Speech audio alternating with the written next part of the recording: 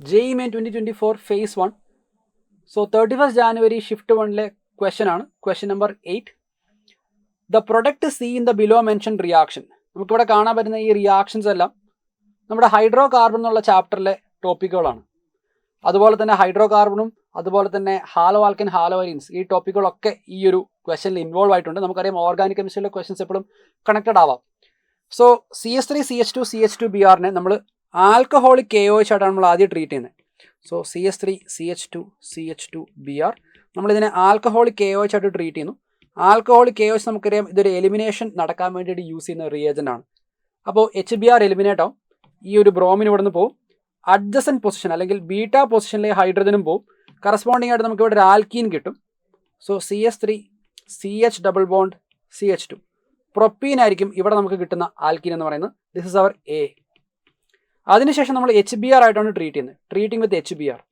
നമുക്കറിയാം HBr add ചെയ്യുന്ന സമയത്ത് അക്രോസ് എ ഡബിൾ ബോണ്ട് എച്ചും ബിആറും ആഡ് ആവും. According to what rule?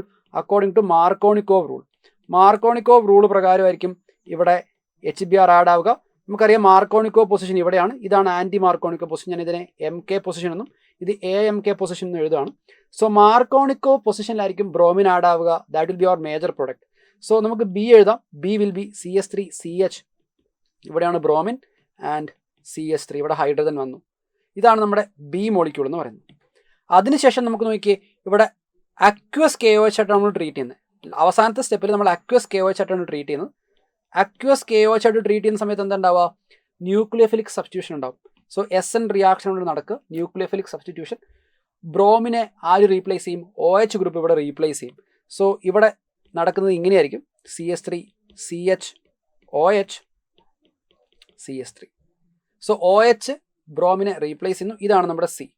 ചോദ്യം product C in the below mention reaction എന്നാണ്. അത് പ്രൊപ്പൻ 2 ആണ്. നമുക്ക് കാണാം 1 2 3 സെക്കൻഡ് പൊസിഷനിലാണ് OH.